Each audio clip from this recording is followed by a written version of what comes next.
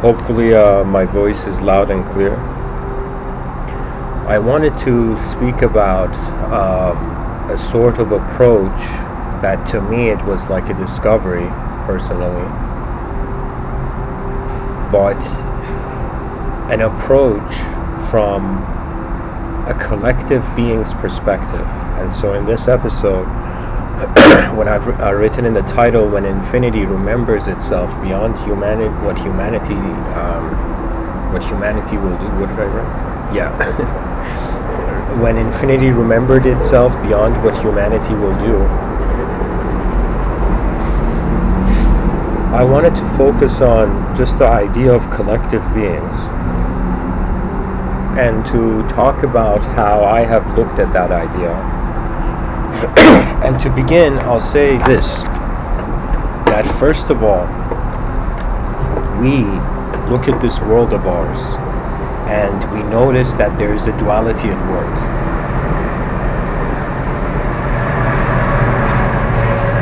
Duality is such an important concept in the sense that when we look at the evolution of the psychology of this creature on this planet, I call it the on and off switch effect, where we see that there was light and then there was the absence of light. Then there was light again, then there was the absence of light. Now, aside from that, everything else is also divided in a sort of dualism where, for example, when it comes to communication, there is silence, there is noise, there is sound. There is movement, there is stillness.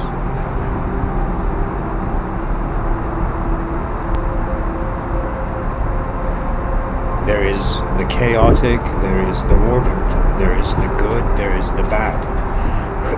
There is, for example, the concepts of, the intelligent and non-intelligent. When you look at even the dictionary, some of the words, their definition is from the negation of the other side, as if everything is a sort of coin spinning in the middle of nowhere. The duality of reality. Now, when thinking of a collective being, the reason I talked about duality is because we start from individuals. Right now, I'm an individual, and I find myself in a world when there's other people, for example, in this world, then the notion of collective arises. And when we look at the yin-yang symbol, it's like there's the yin, there's the yang, and they're both in the same circle, but the yin and yang is there. So I wondered that could it be that in this world of ours, intelligence has not just led to the development of individuals, it has led to the development of the other side of collective beings. Now, if the individual is being defined by its shape,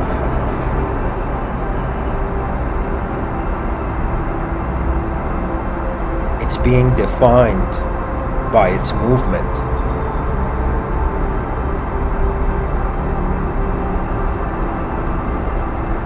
and it's also being defined by what it sees as if being a small part of something massive, something big.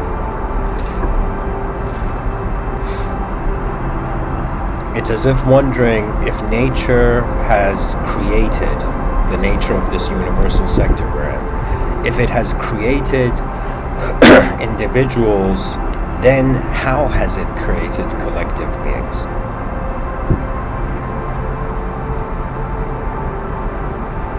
So I'm pretty much wondering, as if this whole time that we have been individuals on a rock in the middle of nowhere, we have simultaneously also been a collective being. Now, this collective being, it has been tapped into through different narratives at different points in history. There's certain texts, for example, religious texts, where it's as if a personification of universal intelligence. It's as if I don't know how to say it, but it's like it's like a person wondered, where do I come from? And the person realized it comes from people, right? And people, the notion of the person was the most intelligent thing on this planet, Now, It's like a person wondering where does existence come from, and then attributing that to a personality of some sort. But the interesting thing is that even though there's let's say billions of religious people on the planet and they are worshipping God, the interesting thing that is said in these religious texts is that truth is inconceivable. That means even in polytheistic traditions, for example, Vedic yogic traditions where there's multiple gods, even though there's multiple gods, there is a greater God fathoming all those multiple gods. So it's just like the cells, all the cells of our body make up like us. It's as if all the godly denominations are like going to one being, one collective sense of being. And when I look at civilization and just human evolution, and I wonder what has happened, what we see is that first there was a world, just a world. Or let me say it this way, first there was space. Then, from the materialistic perspective, scientific perspective, there was this space was potential energy, and this potential energy became kinetic in the sense that there was a sort of cosmic inflation. You know, it's as if the Hubble telescope looked at outer space and noticed what they call background radiation, the temperature to the universe to some degree. And so we have this approach that it was very hot at the beginning, and when things are hot, particles are not, in some sense, slow enough to have shape. And then as this explosion, as this massive heat source began cooling down, you know, it's as if sometimes when I think about the world, this world of ours in accordance to the Big Bang Theory, I feel that there was a furnace, and from this furnace there was a sword.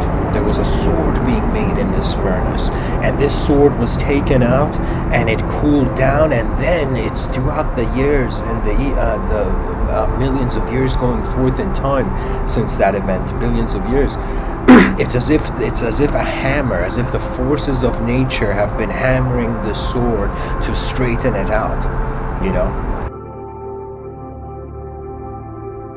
As a self is living in the world, a world is living through the self, or through many selves. Examples of a collective being could be in some sense like we have the idea of God. Another view I have of what a collective being could be is, for example, language. Right? I feel that language is a demigod. And even though in certain, you can say, mystical traditions, the demigods are attributed to the throat chakra, it's as if the relationship of man and God and any sort of humanization or dehumanization, it is all in some sense with the development of speech. That means before human beings could speak, there was no worshipping of a god, there was no trying to be a good person, bad person, it was just creaturehood. And so it was as if there was this space, this world began occurring in this space, unconscious events taking place, and then a part of this world separated from itself. This is where I would say there's an unconscious self, a body of the creature emerged. But in some sense,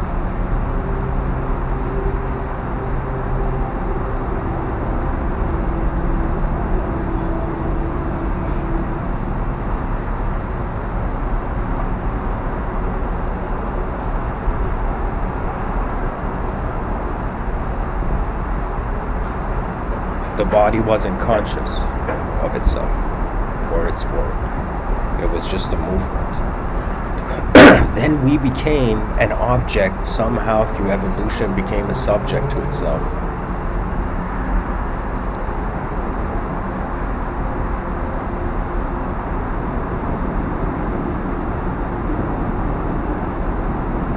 And then began the game of stories of the world.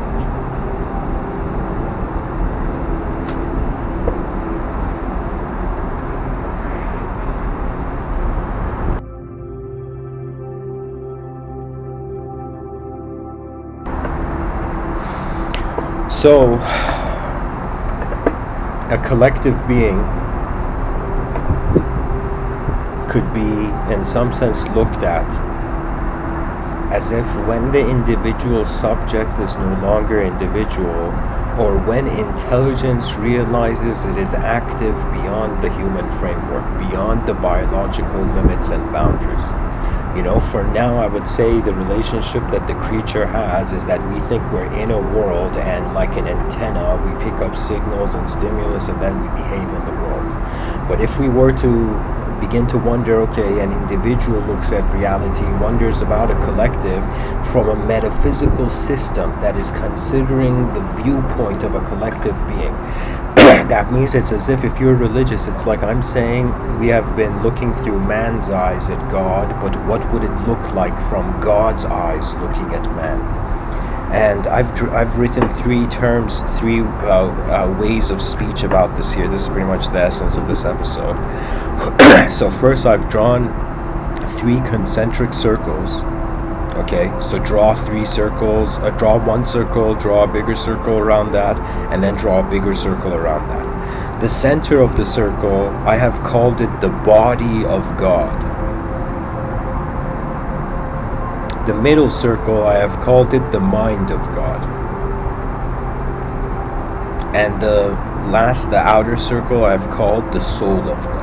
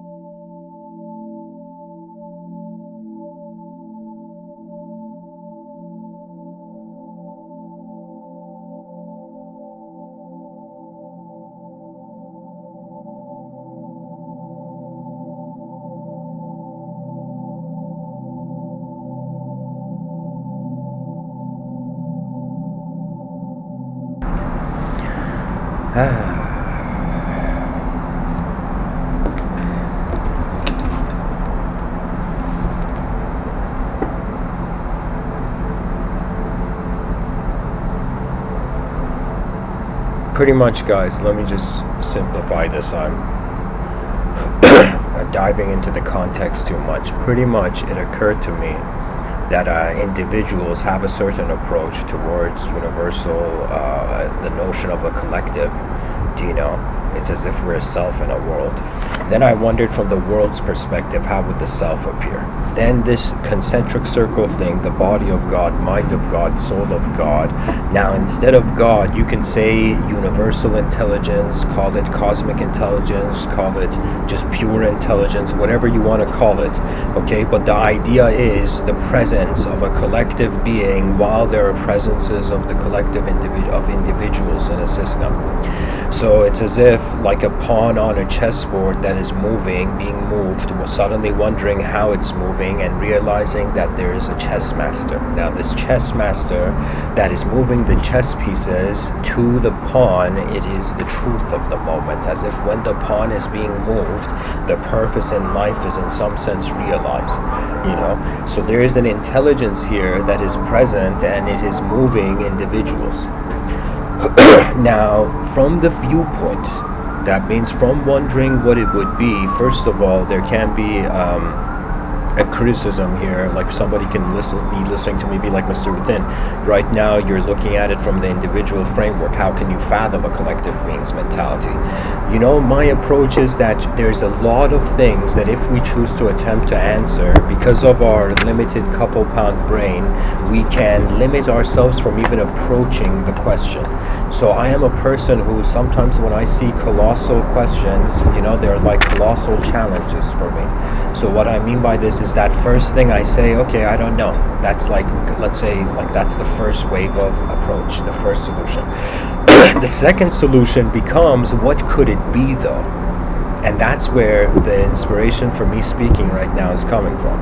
And I wondered, first of all, there is this other point I've written here: when God realizes it's God, there is no God. And I've written, God hasn't realized it's a soul beyond its visible self, so people don't realize they are eternal moments yet.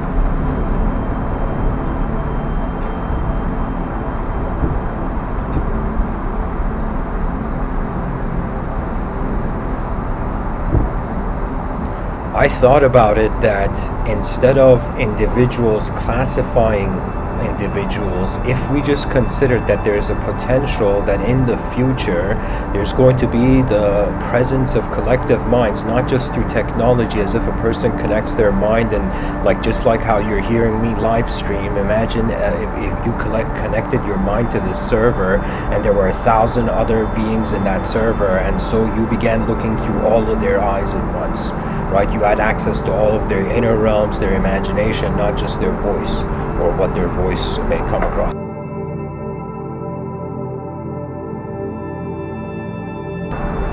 So and one other thing I need to say, there is something about, I would say, something which is right now, it's not a big deal, but in the future I think there's going to be a huge archaic revival of the mysteries of Gnosticism and traditional perceptions on truth. You see, there is one view that, first of all, Gnostics see matter as evil. If you look at the yogic mind from the Yoga Patanjali Sutras, just ancient yogic texts, they also saw the material universe, they called it samsara, they saw that as an illusion, right?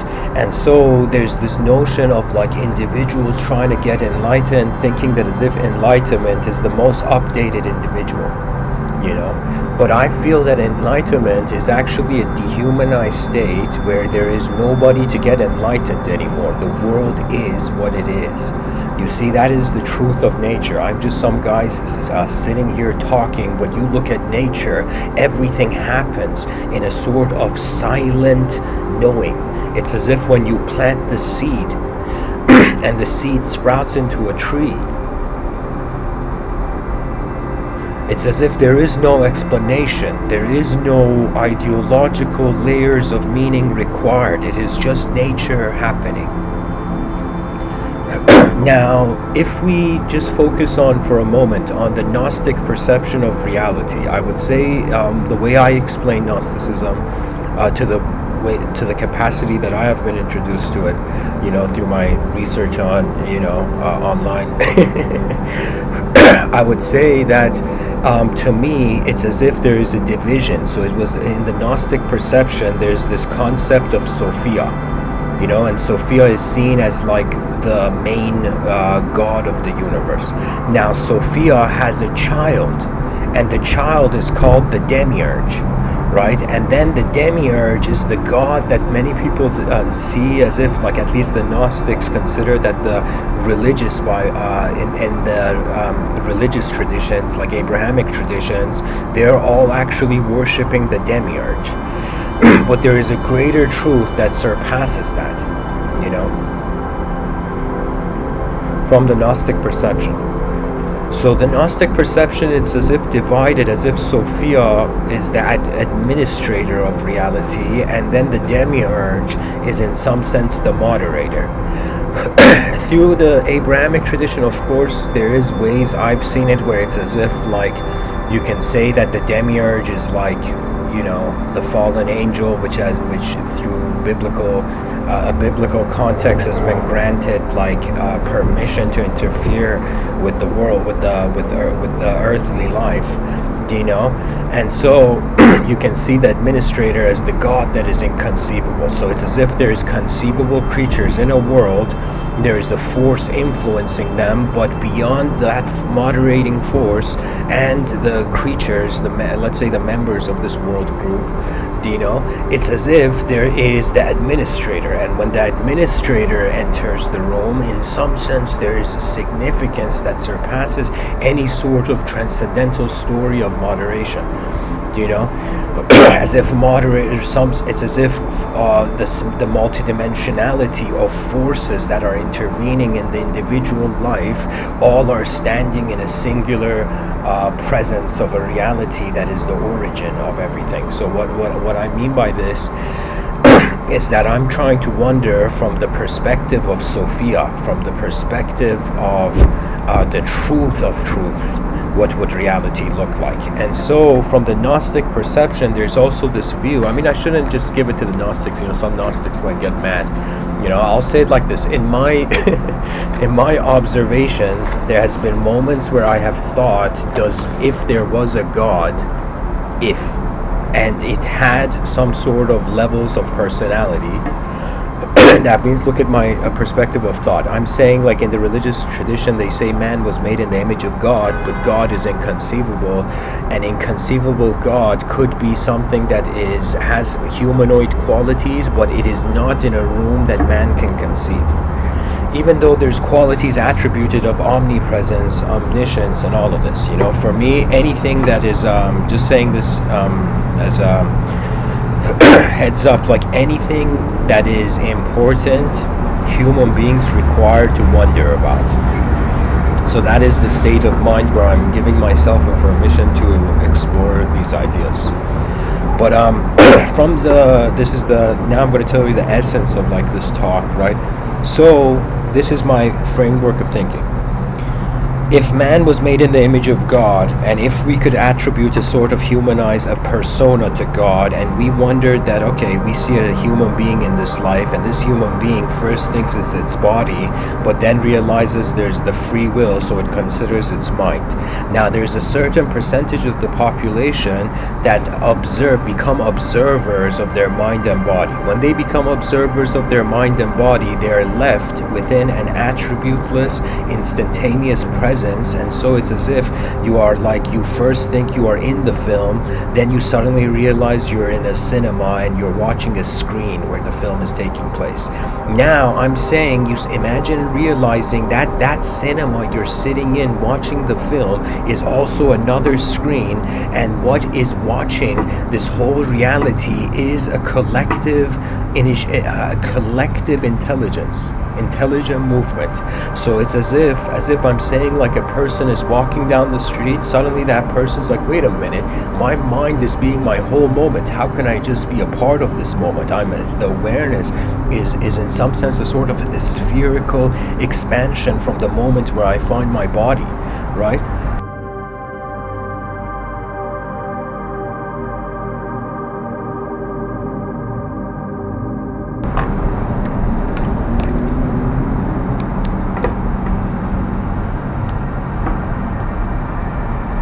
So it's as if we think we are a body, then we observe that there's a mind, then we think we are our mind, but suddenly it's like, let's say a person sits still and silent by a tree and closes their eyes and suddenly realizes that they are observing inner events of their psyche prior to the decision making that in some sense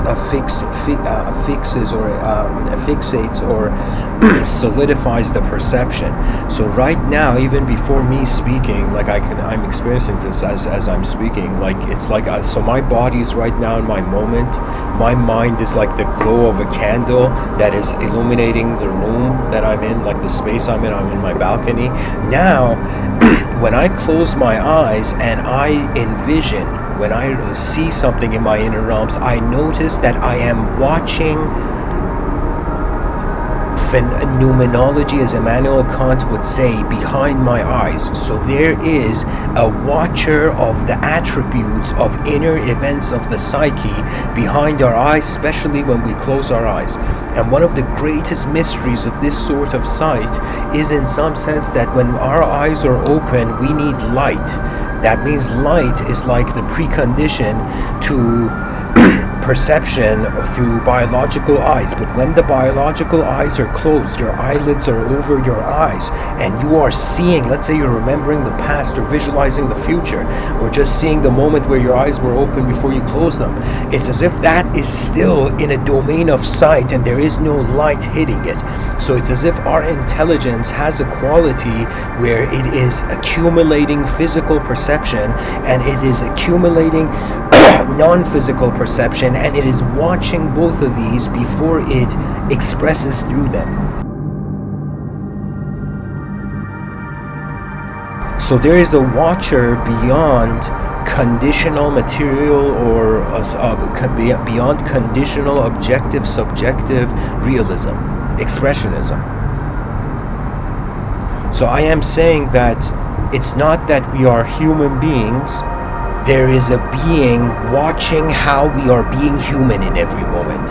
And this being goes, the more we are still and silent. There's a poet, the Sufi mystic poet by the name of Rumi. He was so ahead of his time, from 700, 800 years ago. And he says silence is the language of God and all else is poor translation. As if he had so many people coming up to him. It's like, hey man, you experience truth? Tell me about it. And Rumi shouted back as if there is a silence here that is watching every sound that comes into the world and then goes back into the silence.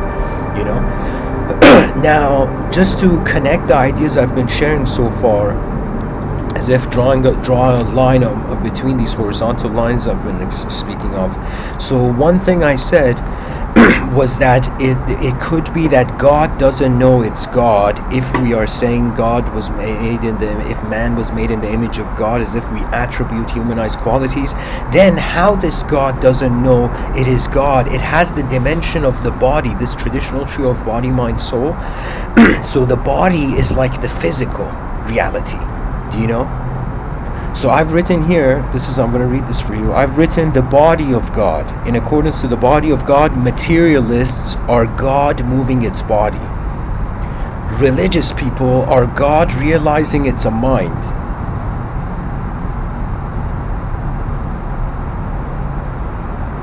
Mystics are God realizing it is beyond its mind and beyond its body. It's as if this is a very, I would say, a unique view, and I'm touching upon it, but it's as if, like, in the Abrahamic traditions, if we take that as a sort of clue, there's this concept, there's, like, at least I know this from the Islamic context, that there is a day of resurrection, and then there is a day of judgment.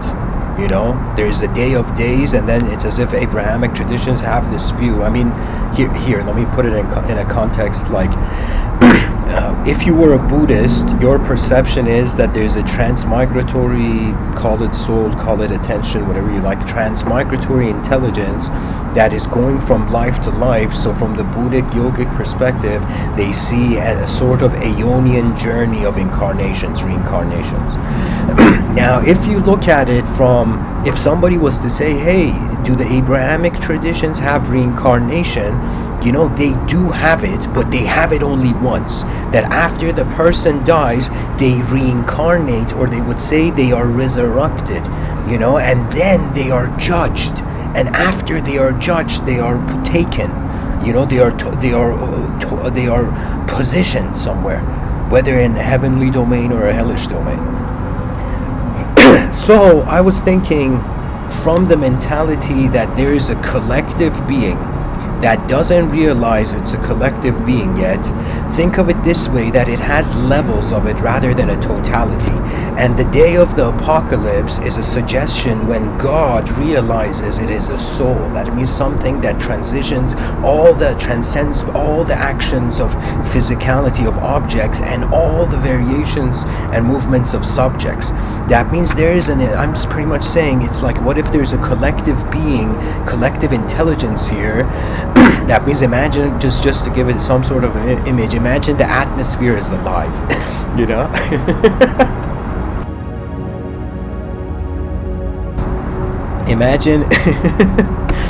Imagine there's a collective being, an invisible cloud, okay, that is all around this planet. And this invisible cloud, when it doesn't know it is more than a body, it's like endless creatures animate, and these creatures dwell in the cycle of creaturehood, you know? Now, let's say when God realizes, wait a minute, I'm not just a creature. I shouldn't say God. Let me say it as a collective being. When this collective being realizes, because there is an absolutism connected to the idea of, at least in the Abrahamic traditions, of God, where it's as if no man can know God's will. So I'm not trying to be blasphemous here. I'm just a sort of philosopher wondering about the geometry of how concepts have entered our lives.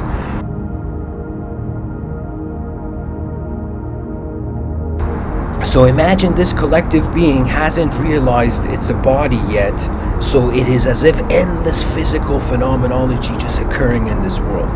Do you know? Endlessly existence is happening. Now imagine God suddenly, this collective being suddenly realizes, this collective truth realizes it is suddenly minds. So that means it's as if no longer the limitation of body, no longer just shapes. Now it's like the movements of shapes, and this collective being has realized it is more than the movement of shape, which is pretty much how we understand the mind.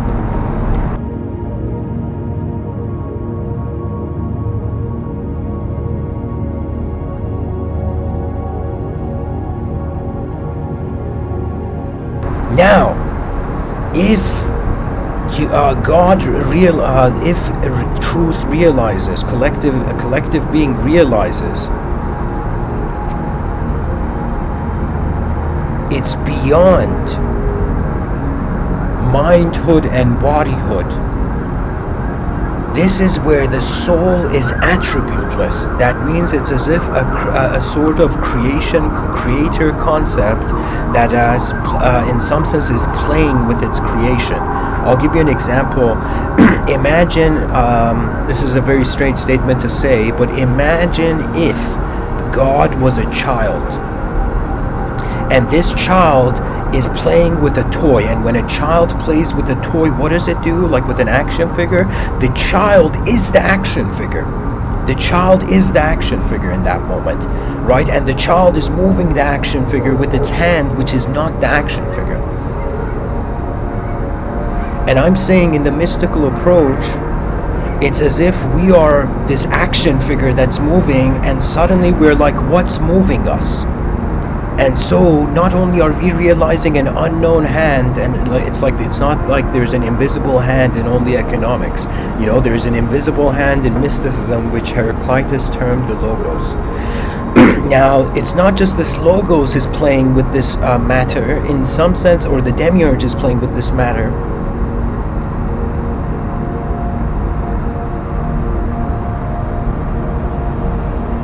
It's as if when this child, that is this metaphor for this collective being, is done playing with the toys, it gets up and transcends the boundaries of definition for the action figure that there is a God moving it.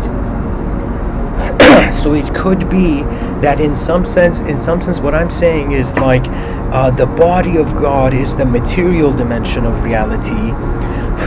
The mind of God is the immaterial dimension of reality, as if this is the yin and the yang. The yin is the mind, the yang is the body. And now, let us say that it's like when God realizes it is a soul, the soul is beyond the body and the mind, and is 100% unknown in accordance to how the term is even comes about. That means in religious traditions, you know, some people have asked the soul. You know, I asked long story short, I went to this religious place and I asked, what is your view on the soul? And the answer was that the soul is the secret of God.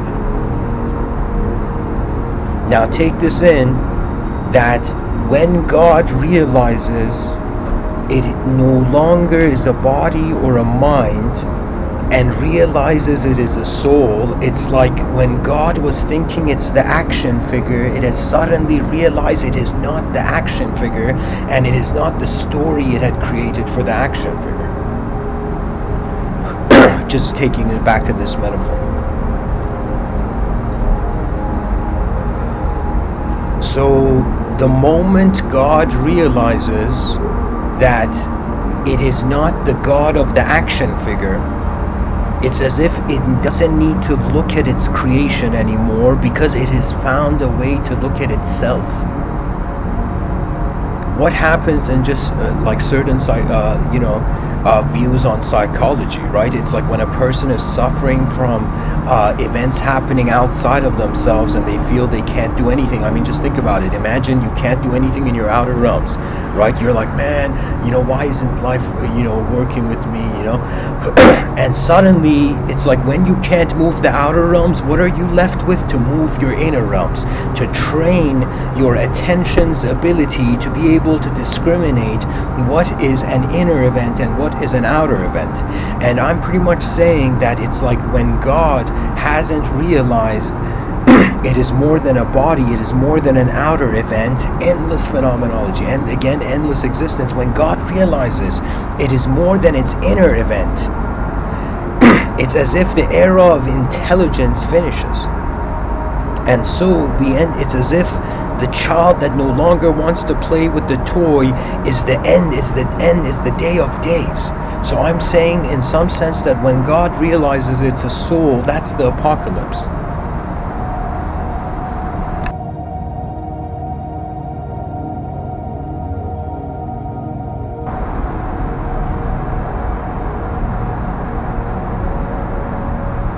And you know what's fascinating? Sometimes I wonder, it's like when you look at the human being, the human archetype, the human being has no idea where it is. I mean, sure, we've named the universe. We started speaking and we started connecting symbols to everything and try to linearize reality that way.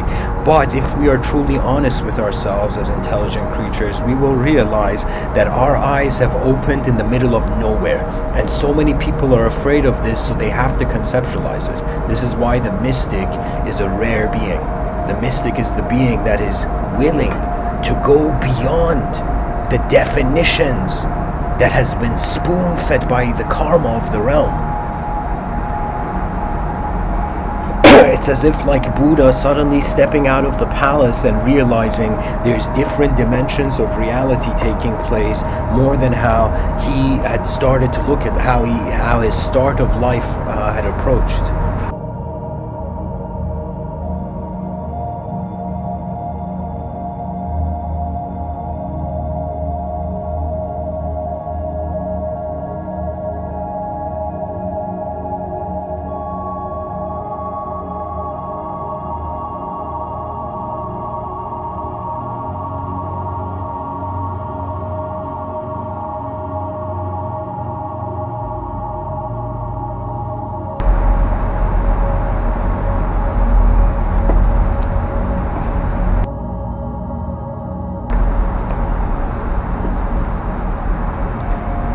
When I in the title say, when infinity remembered,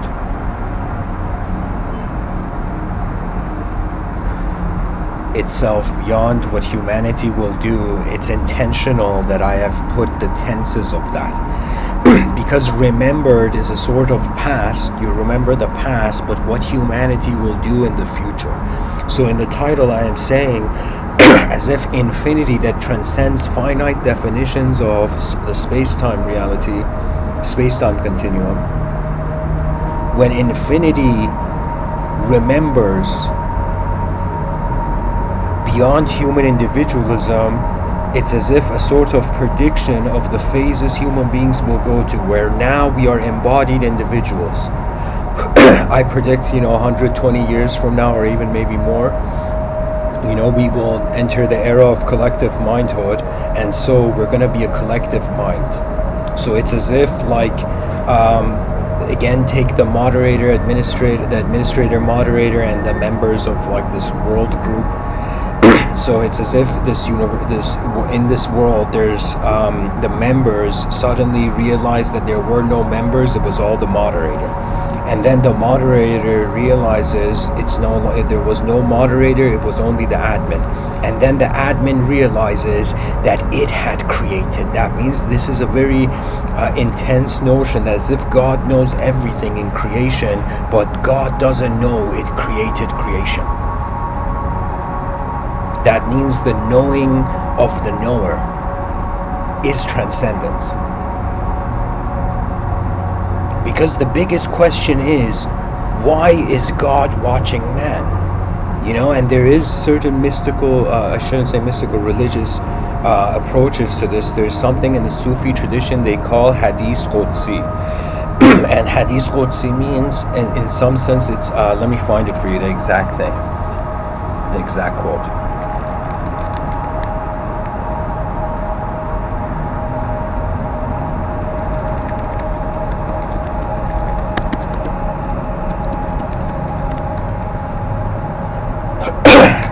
This is here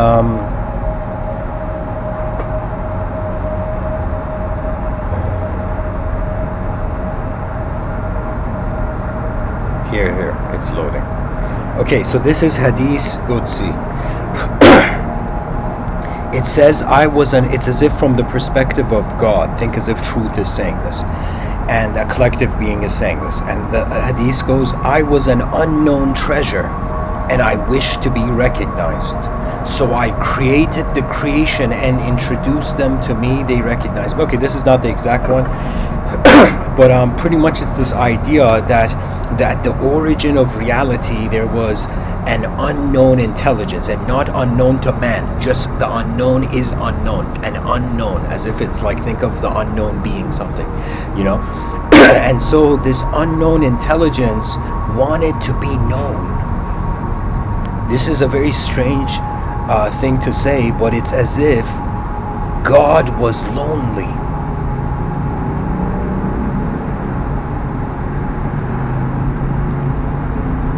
And you know how people say, for example, believe in Him, believe in God. I totally see a different dimension of that phrase.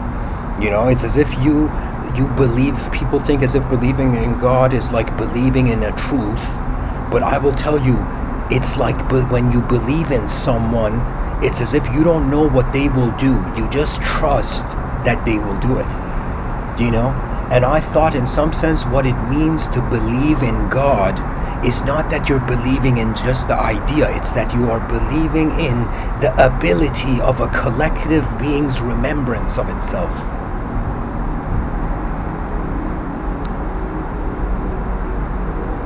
Duality is the moderator's room. Beyond the moderator's room, there are many.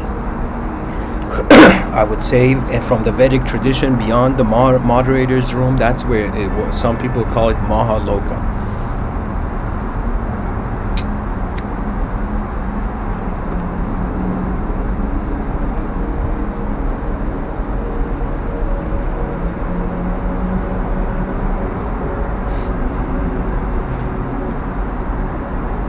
I have honestly wondered why all of this is happening, in a way where sometimes it gives me a panic attack, like a philosophically inspired panic attack.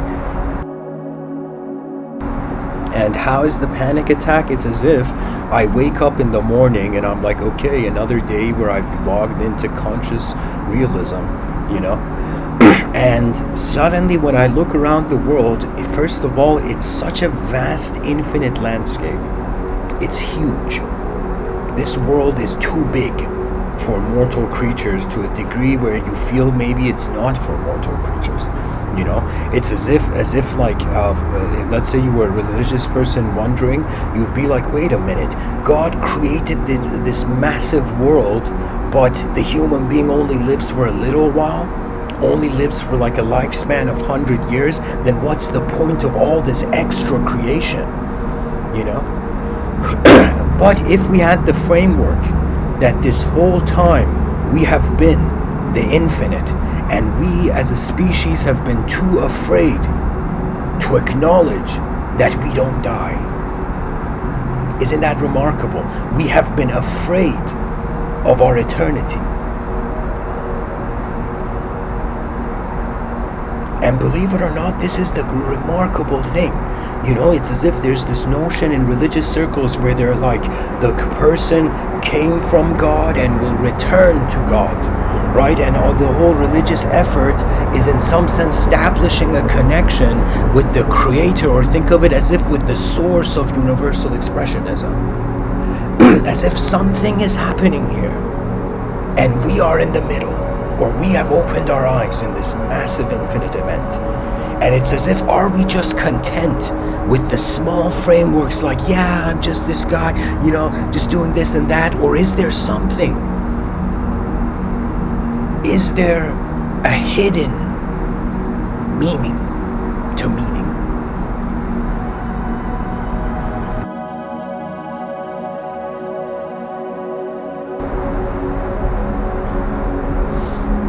Anyways,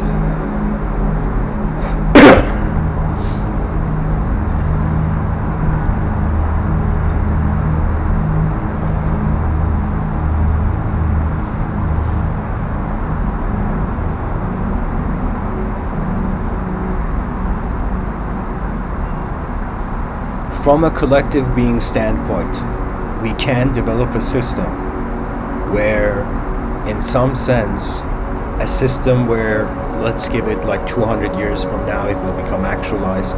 So I'm just giving a preview of it. But it's as if we see that all physical entities are the body of the collective.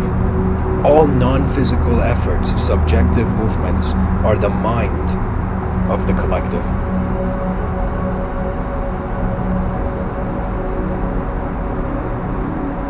And the moment you realize you were neither a body, neither a mind, it's as if Sam and Sarah were never in samsara.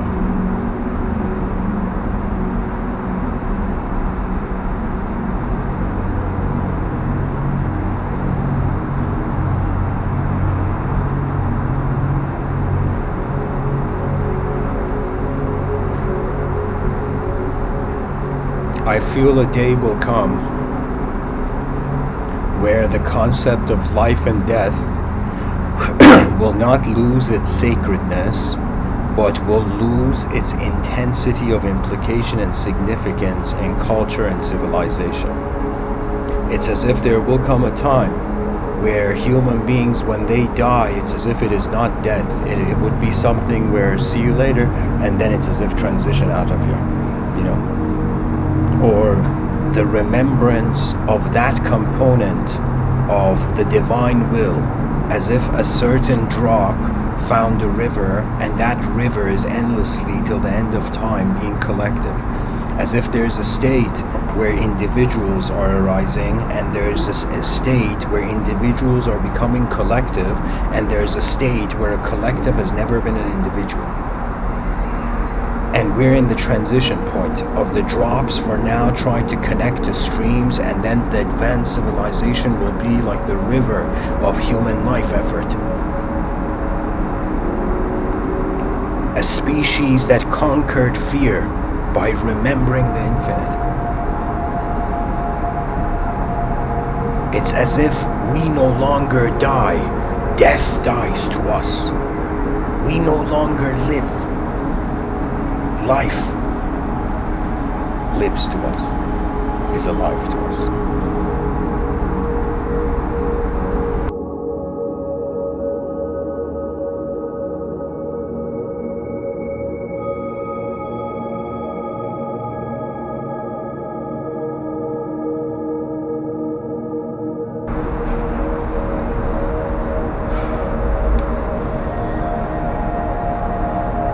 We have been so conditioned to accept our individualism before our collectivity first. And the whole time that we're individuals, we are watching our individualism. And the question comes, what is watching the individual? There was a time where I felt the idea of God could be a metaphor for the mind. The mind is watching everything the person does. The mind is not an object, it's inconceivable.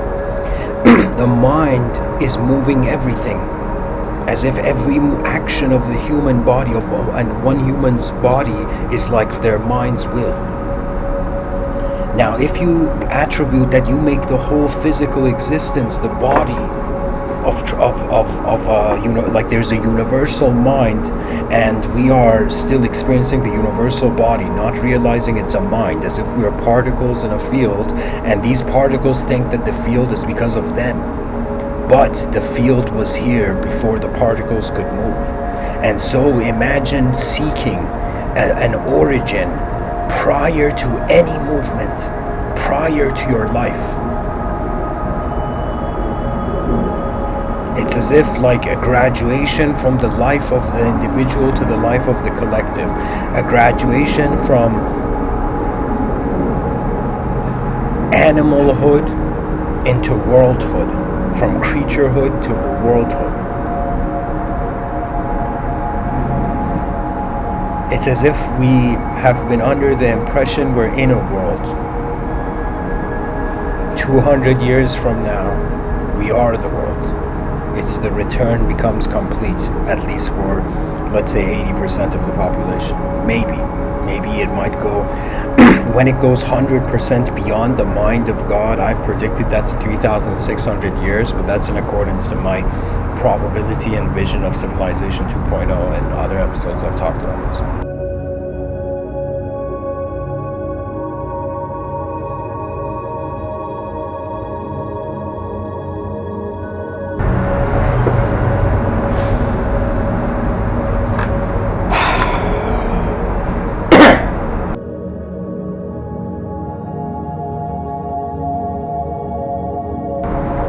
I need a quick intermission, guys. I'll be back.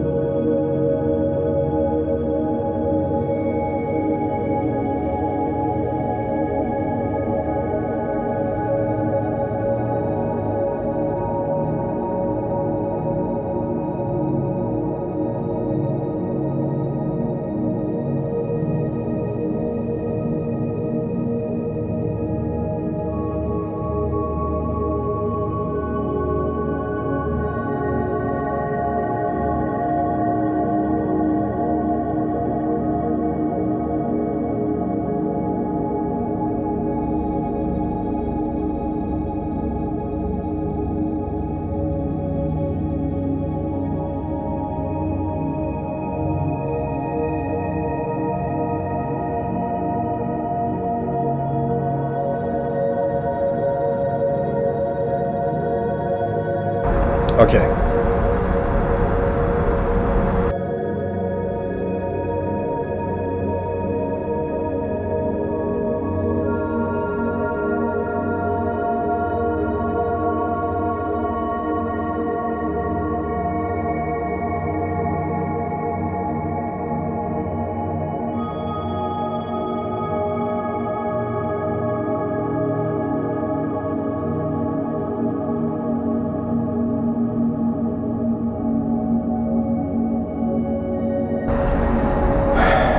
Okay, I wanted to go into a quote tunnel of a Sufi mystic by the name of Hazrat Inayat Khan.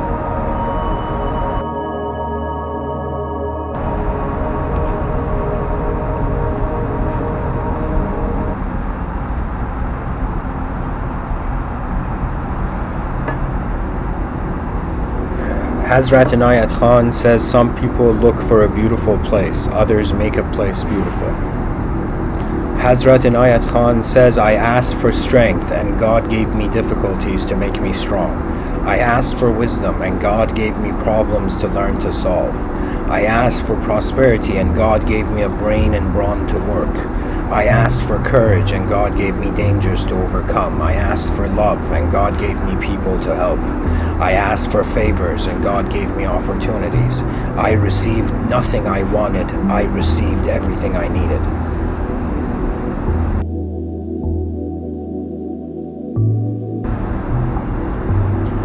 Hazrat Inayat Khan says, what science cannot declare, art can suggest. What art suggests silently, poetry speaks aloud. But what poetry fails to explain in words, music can express. Whoever knows the mystery of vibrations indeed knows all things. Hazrat Inayat Khan says, when I open my eyes to the outer world, I feel myself as a drop in the sea, but when I close my eyes and look within, I see the whole universe as a bubble raised in the ocean of my heart. Hazrat Inayat Khan says, each human personality is like a piece of music, having an individual tone and rhythm of its own. Hazrat Inayat Khan says, sound is the force of creation, the true whole. Music then becomes the voice of the great cosmic oneness, and therefore the optimal way to reach the final state of healing. Hazrat Inayat Khan says, God breaks the heart again and again and again until it stays open. And guys, while I'm reading these quotes, just try to think of it as if a collective being is experiencing itself through individuals, and so see it from both sides, from up the summit of the mountain to the bottom, and from the bottom to the summit.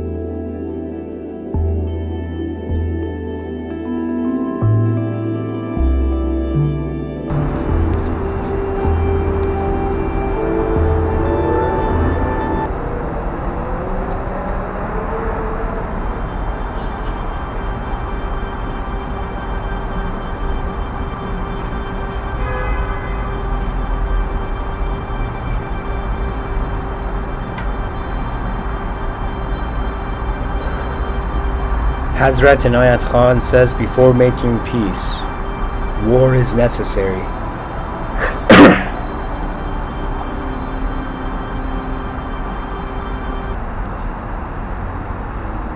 And that war must be made with ourself. Our worst enemy is ourself, our faults, our weaknesses, our limitations. And our mind is such a traitor. What does it? It covers our faults even from our own eyes and points out to us the reason for all of our difficulties, others. So it constantly deludes us, keeping us unaware of the real enemy, and pushes us towards those others to fight them, showing them to us as our enemies. Hazrat Inayat Khan says, the solution to the problem of the day is the awakening of the consciousness of humanity to the divinity within. Guys, this awakening to the divinity within is the whole thing I'm trying to say, but from the perspective of a collective being. That the collective being needs to realize it is the originator of its experience. It's as if like truth hasn't realized, or let's say that all of us are a collective being. It's as if when we all realize we are beyond our bodies and minds, then it's as if humanity has gone within.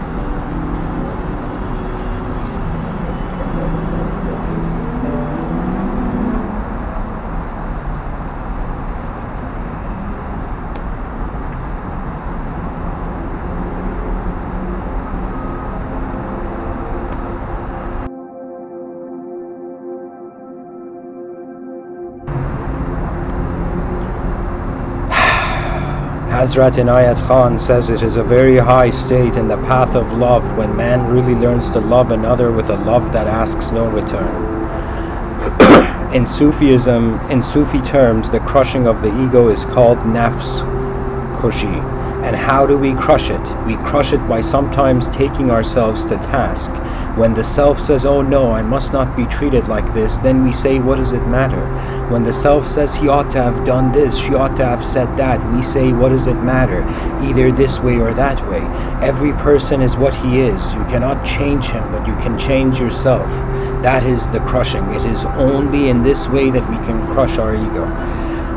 I would say the ego is an Iron Man suit, guys. When you step out of it, it's like there is no duality, is not the main filter of meaning. There is a care. It's as if love transcends dualism.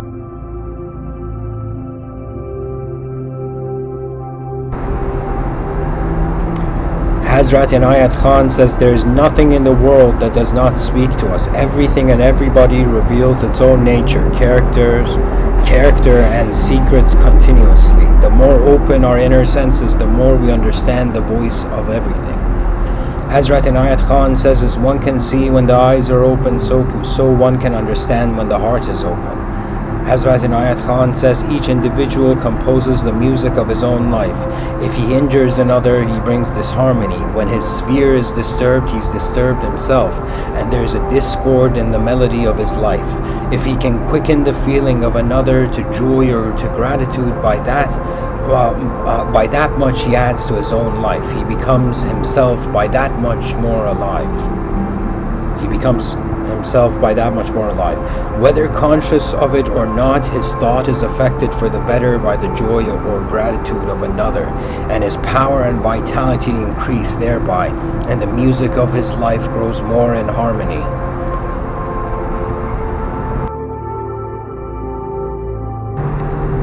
Hazrat Inayat Khan says, my heart is tuned to the quietness that the stillness of nature inspires. Hazrat Inayat Khan says there is no difference in the destination, the only difference is in the journey. Hazrat Inayat Khan says a person does not hear sound only through the ears, he hears sound through every pore of his body. It permeates the entire being. Hazrat Inayat Khan says the person who is in tune with the universe becomes like a radio receiver through which the voice of the universe is transmitted. Hazrat Inayat Khan says when one looks at the ocean, they can only see the part of it which comes within their range of vision. So it is with the truth. Hazrat Inayat Khan says mastery lies not merely in stilling the mind, but in directing it towards whatever point we desire, in allowing it to be active as far as we wish, in using it to fulfill our purpose, and causing it to be still when we want to still it. He who has come to this has created his heaven within himself. He has no need to wait for a heaven in the hereafter, for he has produced it within his own mind now.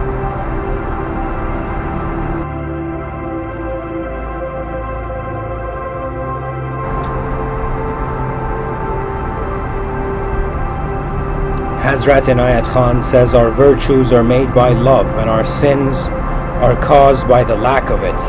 Hazrat Inayat Khan says he who sincerely seeks his real purpose in life is himself sought by that purpose. As he concentrates on that search, a light begins to clear his confusion. Call it revelation, call it inspiration, call it what you will. It is mistrust that misleads. Sincerity leads straight to the goal.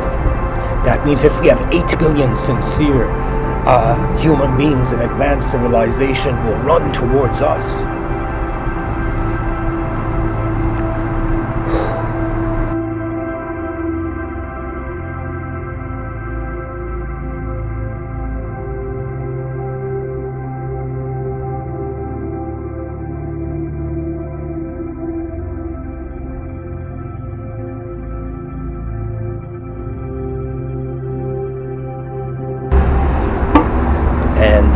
The greatest question comes, guys. Can an infinite being cry? Hazrat Inayat Khan says all the great persons of the world, whatever had been their mission in life, proved their greatness by this one quality, endurance. The enduring personality is like a ship that can stand storms and winds under all conditions, the ship that saves itself and others. Such blessed personalities, showing the strength of God, have been called the saviors of humanity.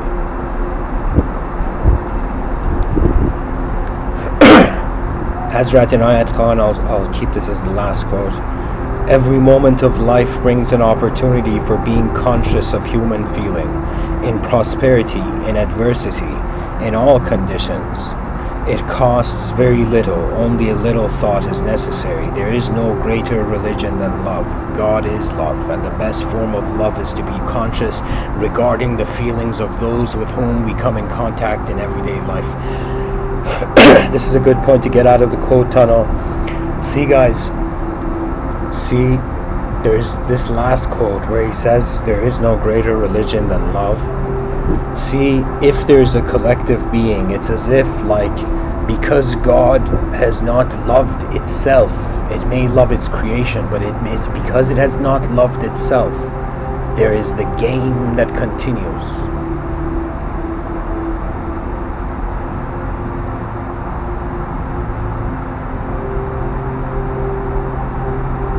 And what do we say? We say that the universal will, the divine will, is within all of us. It's moving every moment of reality. So it's as if when every moment begins to care for every moment as if it is one moment, in that one moment there is only one moment to care for every moment.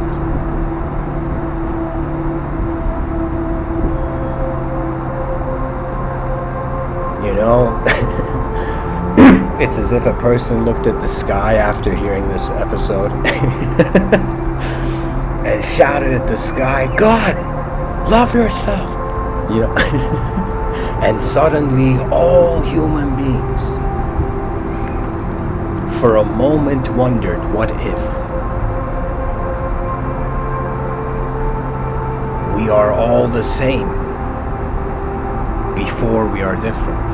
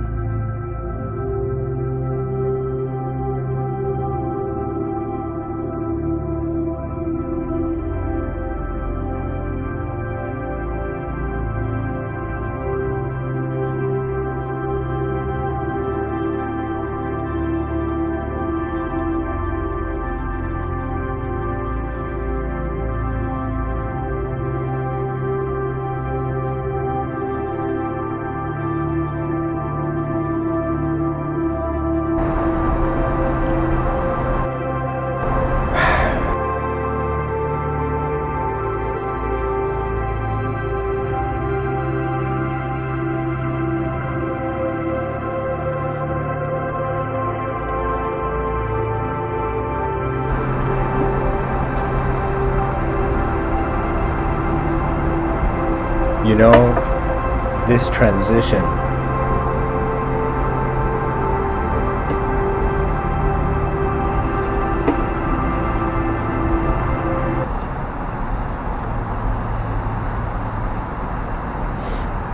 I would say of temporary creaturehood, embodied individuals,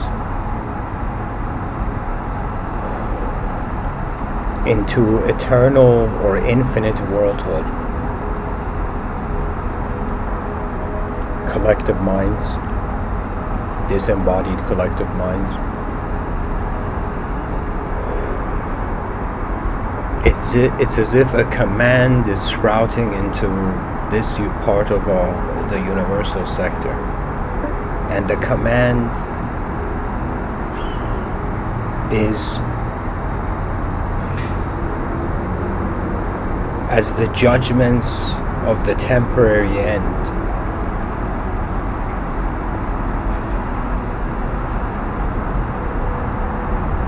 The judgments of the collective begin arising.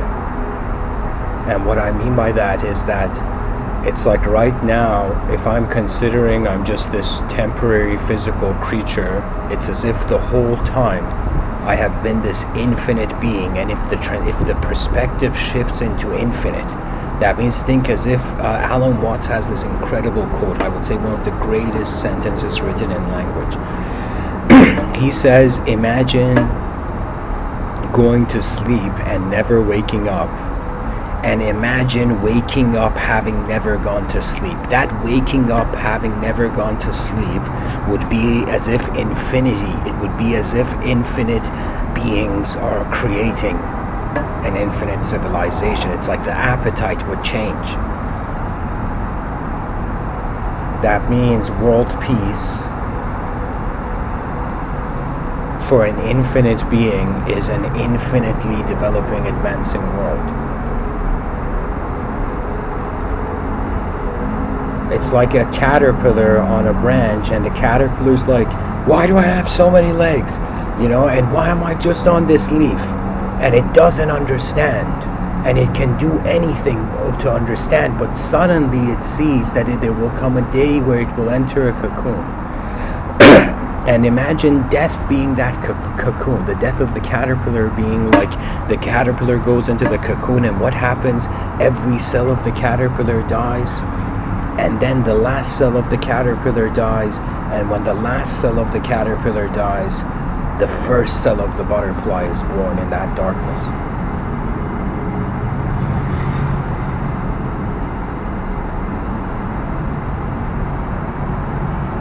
And then the caterpillar becomes a butterfly, and suddenly the meaning of why there is so many branches becomes suddenly meaningful, so many plants. And so it could be that in the condition we are now, it may appear meaningless, but in the journey that we will go through, there will come a point where we will see, it's a landscape for infinite beings, it's the playground of the infinite, rather than the cage of the finite.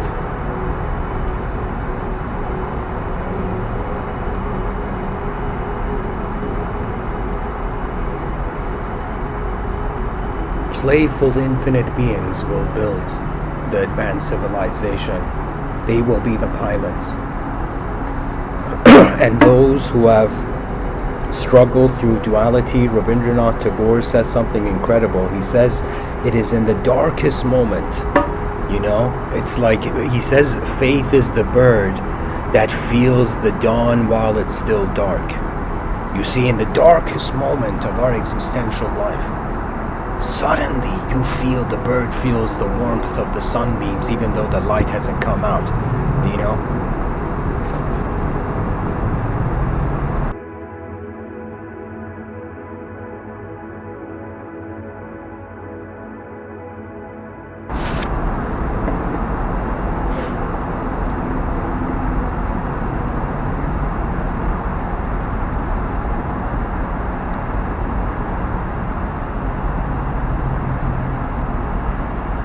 the biggest fear, I think I figured it out, what the greatest fear of human life is. It is the fear of self. We are afraid of our own infinitude. We are afraid of our own eternity. And it is only through, I would say, the playfulness of a love that has understood one moment in all moments. Somebody recently showed me this picture of this child in Africa that was left starving and was dying, and there was a cameraman that took a picture of this.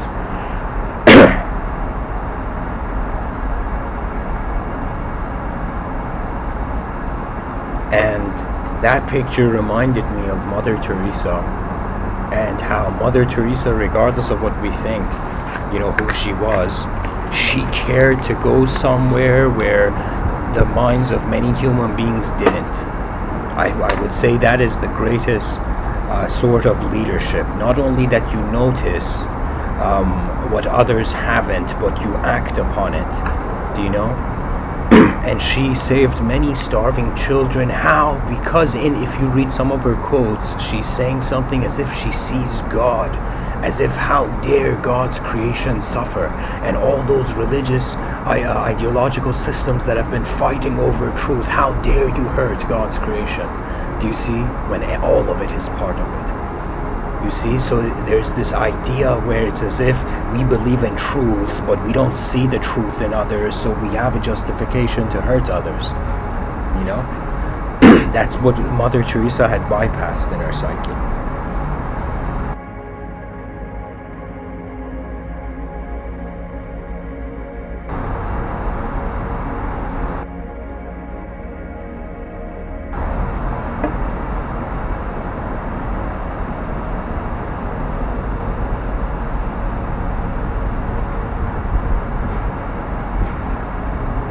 And believe it or not, it's like a game. It's like, imagine individual beings start playing a game. And this game becomes so profound that in some sense the demiurge is like, I want to play too. And so it becomes a game, collective game. And now it reaches a game where it's as if God wants to play in the game too. And then it becomes the game of truth rather than the game of illusion.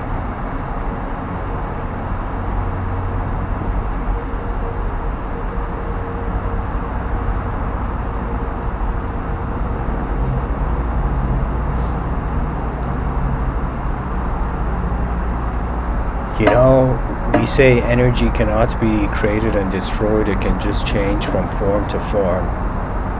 And we are identifying truth with the forms that change rather than the energy that cannot be created or destroyed. And creation and destruction is change.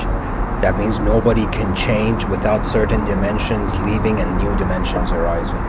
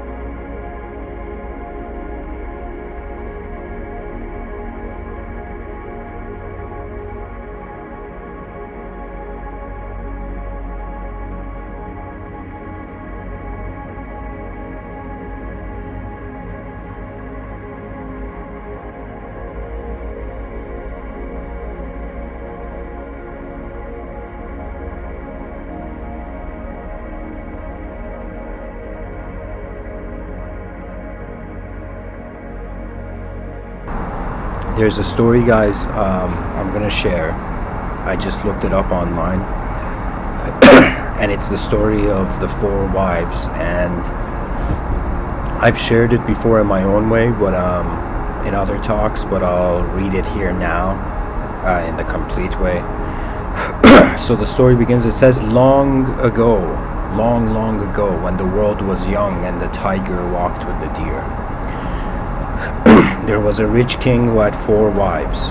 One day the king fell ill, and the truth dawned that his life was soon to end. He thought of the luxurious life he had led and feared being alone when he died. He asked his 4th wife, so the king is on his deathbed. He says, he asked his 4th wife, I have loved you the most, endowed you with the finest clothing, showered gifts upon you, and taken great care over you. Now that I'm dying, will you follow me and keep me company in the afterlife? No way, she replied, and walked away without another word. The king then asked the 3rd wife, called the 3rd wife, and says, I have loved you all my life. Now that I'm dying, will you follow me and keep me company? No, she replied, life is too good. When you die, I'm going to remarry. Then the king called the 2nd wife. And the 2nd wife said, I have always asked the same thing, would you accompany me in the afterlife? The 2nd wife says, I have always turned to you for help. The king is telling the 2nd wife, I have always turned to you for help, and you've always been there for me. When I die, will you follow me and keep me company? And the 2nd wife says, I can't. The 2nd wife says, I'm sorry, I can't help you out this time. The 3rd wife said, at the very most, I can help you with your funeral. Then the king was sad, and it says, then a voice called out to the king in his sadness, I'll leave with you and follow you no matter where you go. The king looked up, and there was his 1st wife. She was so skinny and undernourished. Greatly grieved, the king said, I should have taken much better care of you when I had the chance. Now, here it's saying the moral of the story. In truth, we all have 4 wives in our lives. Our 4th wife is our body. No matter how much time and effort we lavish in making it look good, it will leave us when we die. It will be burnt, buried, and eaten by vultures and wolves, or fed to the worms. Okay. Intense here. Our 3rd wife is our possessions, status, and wealth. When we die, it will all go to others. It will be divided up. Our 2nd wife, this is the 3rd wife we marry. Our second wife is our family and friends. No matter how much they have supported and loved us, the furthest they can stay by us is up to the burial site. Even if they enter the portal of death, they and we must walk alone in the bardo thodo. Yeah, this is like from a Tibetan context, the bardo. But pretty much it's as if like our family members are at our funeral. And it says our first wife is our mind stream, often neglected in pursuit of wealth and our mind stream. And here it's like the first wife is your soul, guys. In other versions of this story. And it's the idea that your soul is always with you. And what is soul, at least from the religious perspective? It is your connection to the Creator. As Ralph Waldo Emerson would say, the originator of American transcendentalism, that philosophy, and his disciple was Henry David Thoreau. He's like any human being who cultivates a relationship, develops a relationship with their soul, they're developing a relationship with, in some sense, the eyes of the universe. And so this is the notion where it's as if whatever happens, that which is infinite is an instant. And it's as if it's like we are one moment, like a sphere that is rolling through various different moments, but this sphere never goes away. And it's like how the Vedas would say about the self of selves, that the seer of the seen is unseen.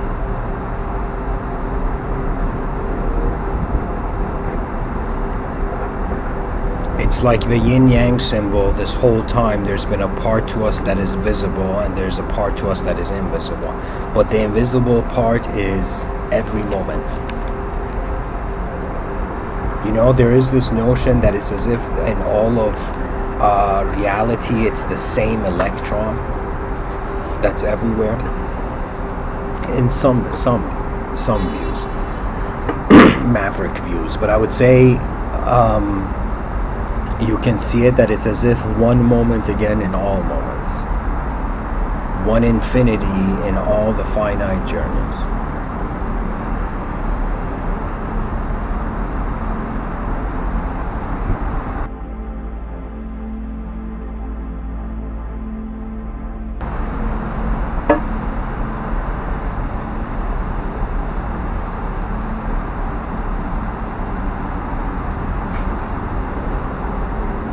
And the most remarkable thing, if we have this notion that the soul is eternal, and whether the soul ends up in heaven or hell in accordance to the Abrahamic traditions, it's like the soul is eternal, and the soul is the extension of the origin, the Creator.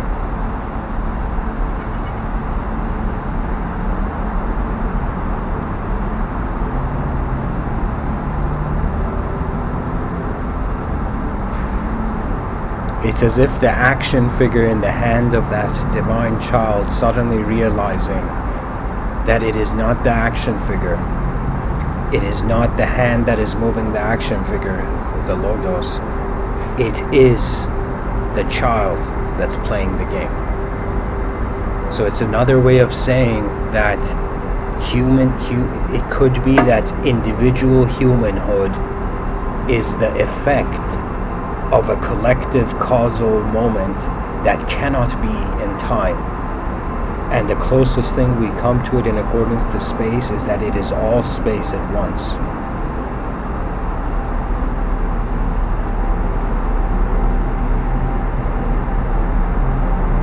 Is the species ready to walk as a truth that is no longer in a location but is all of it?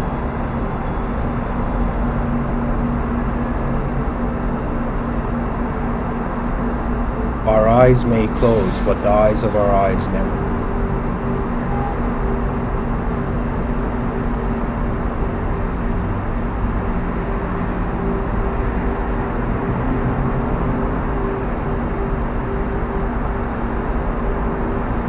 Ladies and gentlemen, do not fear the space you have been.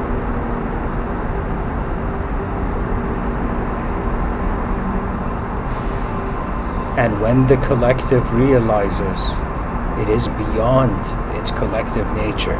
That means the hand that is still has a desire to move the action figure, the divinity that has the inspiration to, in some sense, move the individual, the universal intelligence.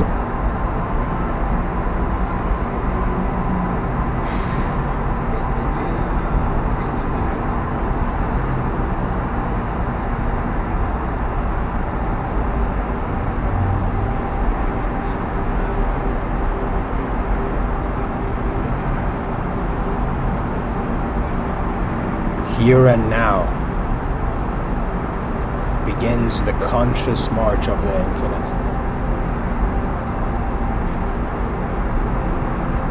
This is the unbelievable transition point that I would say no person ever thought.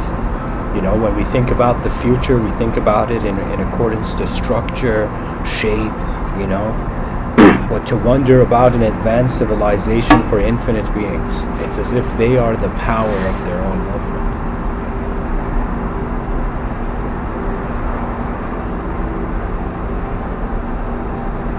This whole world is a mirror.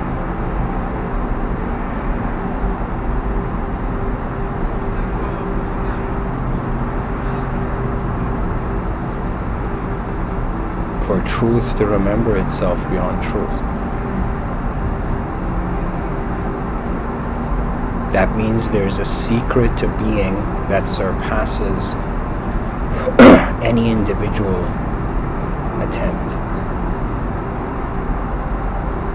You know, we say we are human beings, but I would say we are being, and then there is the rising of humans. We are being human rather than being a human being. Or we are human being human. Or we're being human being. Yeah, that's a better way of saying it. So we just add the word being in front of human, and there you go. You know, metaphysical, ideological, a metaphysically integratable position of thought, you know.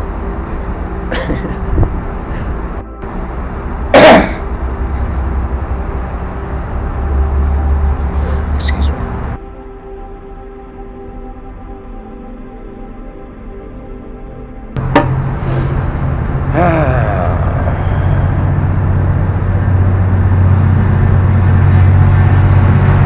You know, the next question, upon us realizing we're all a sort of collective infinity, is really play. That means it's as if life is a mission when there's something to lose or there's a limited time to do something. But if it's a timeless being here, you know, we're timelessly being here, then the only thing left is play. So it's another way of saying the end of existence is when God is done playing.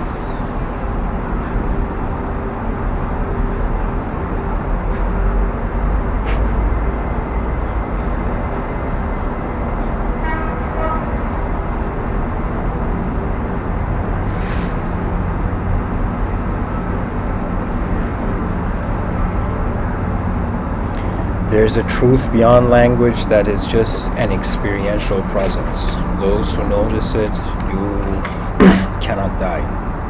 Like, what is there to die at that point? What is there to also be born? It's like the notion of life and death. It's like we step out of that room.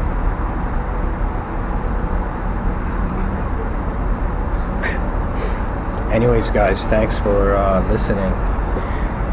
For some reason, I'm getting a feeling to go into another code tunnel.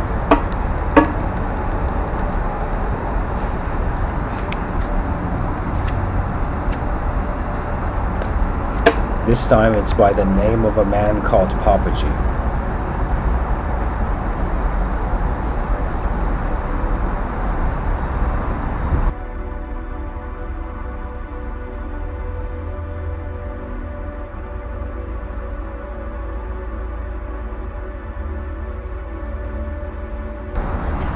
Okay, let's go through the quote tunnel. Papaji says, "It is all your desires that you see when you think, but when your mind is quiet, without desire, you are complete and as wonderful as you have always been." Papaji says, "If you see the illusion, you're enlightened, but if you think that you're enlightened, you are the illusion." Papaji says, "If there's peace in your mind, you will find peace with everybody. If your mind is agitated, you will find agitation everywhere. So first find peace within, and you will see this inner peace reflected everywhere else. You are this peace."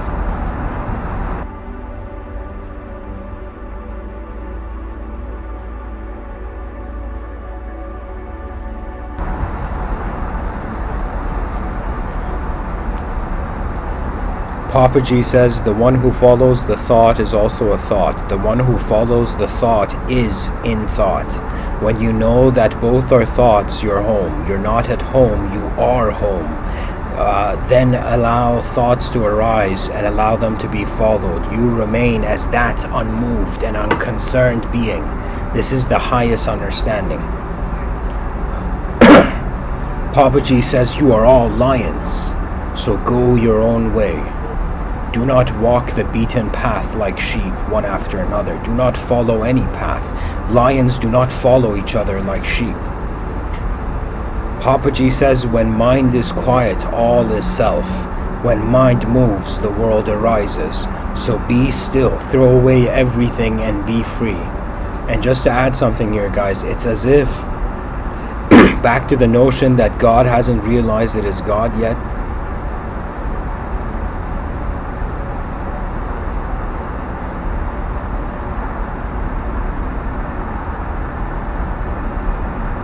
It's as if when God is still, the division of creation and creator is gone.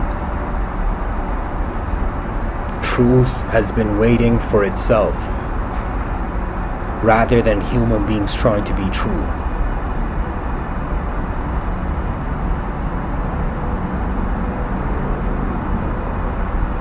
Papaji says, "Whatever comes, let it come. What stays, let it stay. What goes, let it go." Papaji says, "We think we have to be a certain way because we have been taught to be a certain way. Actually, the only truth is to keep quiet and see what happens from there. When I feel ill-tempered, when I feel sad, when I feel distant, it's just something that is happening. When I don't compare it to the past and project it into the future, then it's just something that is happening now. It's a way of dying now." When he says it's a way of dying now, he means your past sense of self and your future sense of self are just have dissolved into a presence that is beyond the personality of both. Because our personality has to come from a comparison.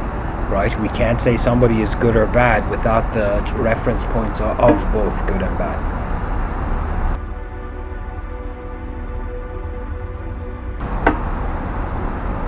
Papaji says, "You have to simply become aware of the movement of the mind, which begins this endless trouble."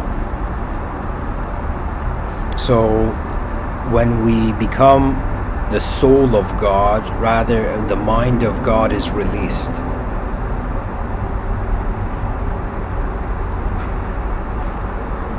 So pretty much when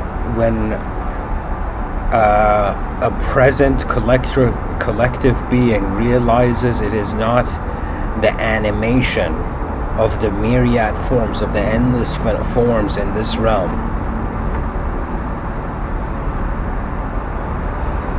this may sound bizarre, but it's as if God needs to meditate, but a collective being needs to meditate beyond itself. Think of it this way.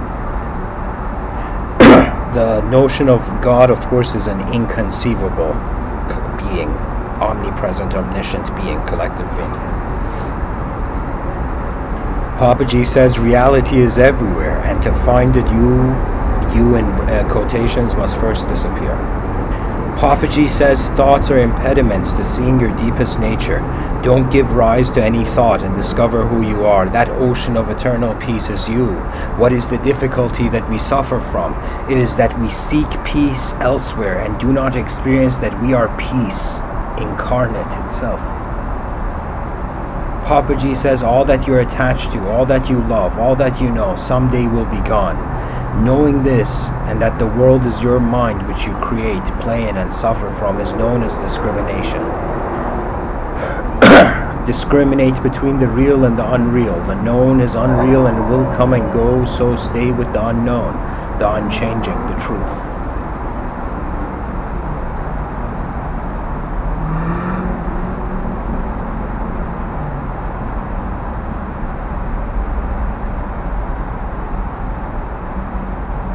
Papaji says your nature is to keep quiet. You came from silence and you have to return to silence. You are dancing only for a little while, you see. A little while you are dancing. Papaji says, look within. There is no difference between yourself, self, and guru. You are always free. There is no teacher, there is no student, there is no teaching. And you know what kind of state that leaves the being? In playful truth. Truth is playing.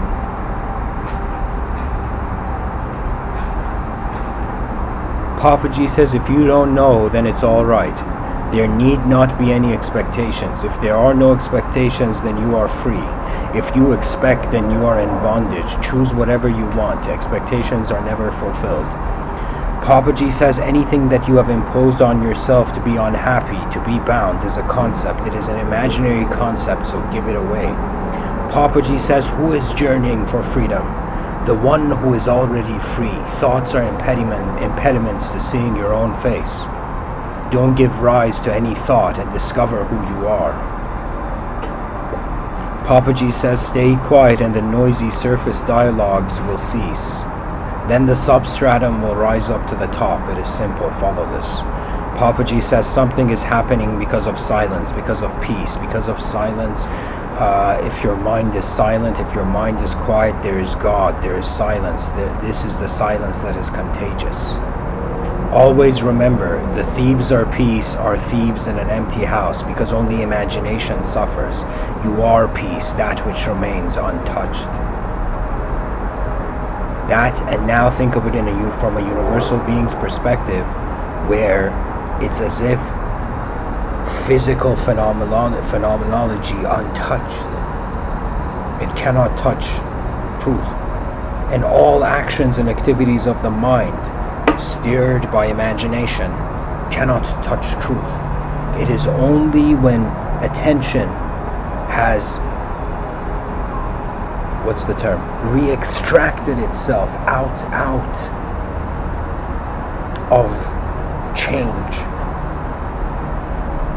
where a being is being regardless of whatever is being. Papaji says, I am your own self and the self of all beings that exist, as if there is a singular source to attention's origin. Papaji says, look after everybody so that they are happy to see you. It is better to serve the devotee of God than to serve God himself, as if truth is the devotee of God is God, in some sense.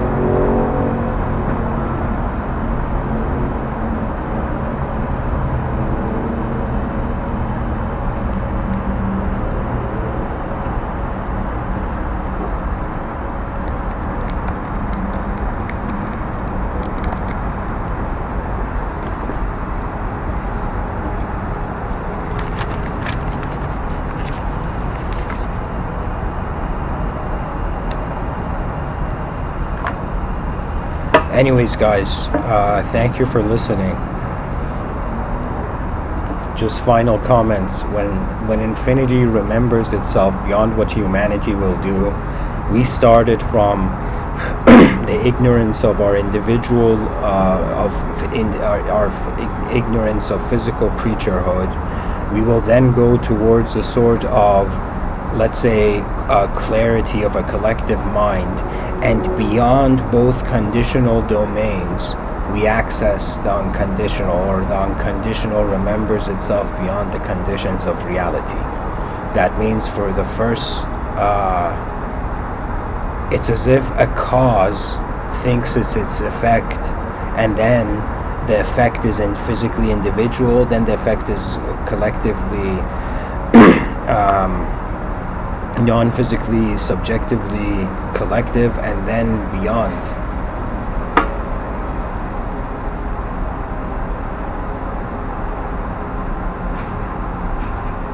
It's like truth is truth, regardless of any truth.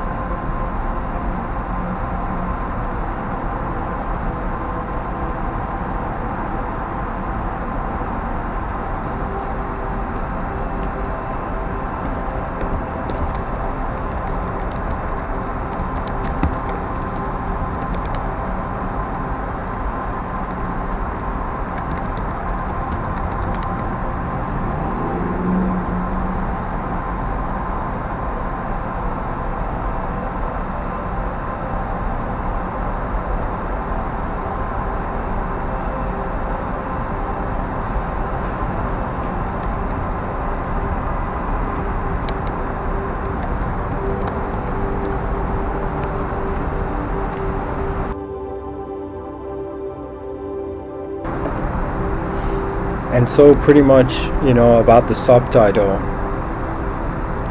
this was, I mean, for me, there was something new of realizing that rather than having the individual being the start of the system of metaphysical thought, we have the collective being, and the collective being, in some sense, like as if when you see again a material, like all human beings can be classified, like those interested in physical endeavors, they're experiencing the body of the collective. Those interested in, let's say, if a sort of meaning of the events of reality, rather than just physical change, rather than objective change, they're interested in subjective change. They are part of the mind of God. Intellectuals, religious people, philosophers, and then the mystic is interested in a collective being realizing it's a soul, surpassing the contents of its perception. So it's as if the world hasn't realized it's the world yet. And when it does, infinity is remembered.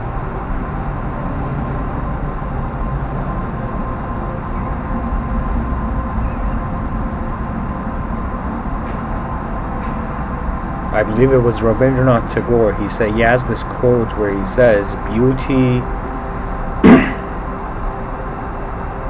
is truth seeing its reflection in a perfect mirror." Something like that. Let me find this.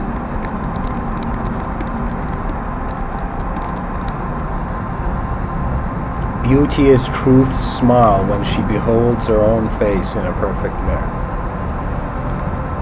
Now, instead of beauty, see it as if God or collective being.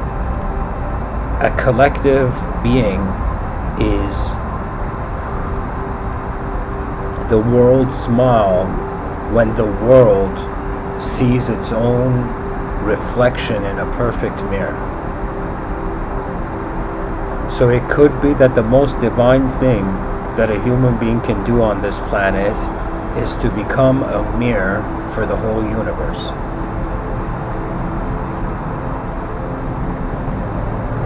Can you imagine, just take this idea, guys. Imagine right now a person closes their eyes, like let's say Tolkien, he was 14 years old, he was under this table when, I think it was London or in England, there were bombings in World War II, and Tolkien was under a table and he couldn't do anything.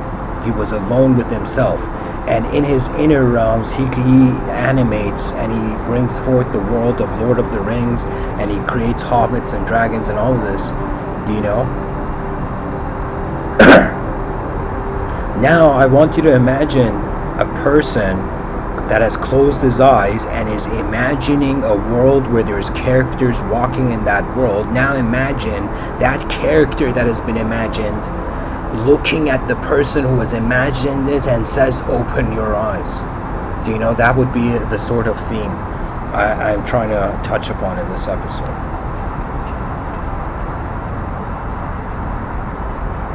Anyways, guys, this was a very theologically oriented episode. Thank you for listening, and I hope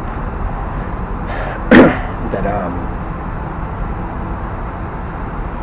the moment is served. Much blessings and namaste.